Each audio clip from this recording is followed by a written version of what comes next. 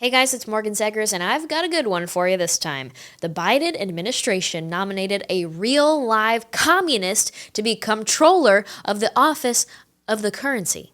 I'm pretty up to date with the radical left, you guys, but yikes, even I did a double take when I first found out what happened, who this woman is, and what she wants to do to America. Here's what you need to know. Saul Omarova was nominated by President Biden to be comptroller, and people are freaking out because it turns out this woman has some crazy plans. In one of her academic papers, she called for the government to abolish private sector banking and put all of America's bank accounts into the Federal Reserve.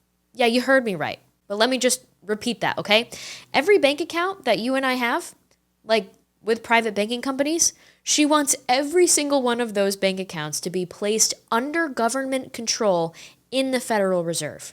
That, my friends, is called seizing the means of production. Socialism.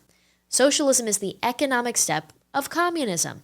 It's when the government takes over what the private economy, aka the people of the United States and not the government, used to control.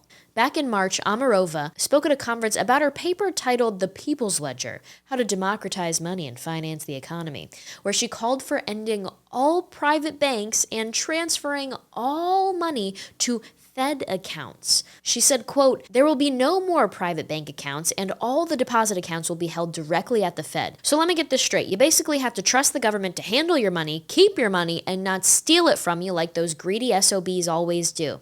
As a freedom-loving American and history nerd that loves learning from 20th century history and monitoring the radical left here in America today, this sounds like something straight out of my nightmare, but no, it's really happening. This woman was brought to Capitol Hill to be questioned for an official role in our government, a communist. One senior Senate aide said that he had never seen a nominee for a regulatory spot so, quote, openly hostile to the industry that he or she would be responsible for regulating.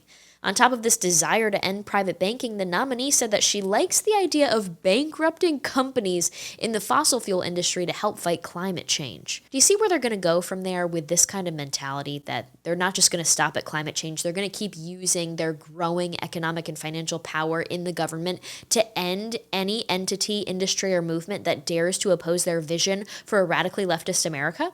One former senior government official told Breitbart News that this communist would have the, quote, most power and least accountability over the country's banking system if she were confirmed. God help us.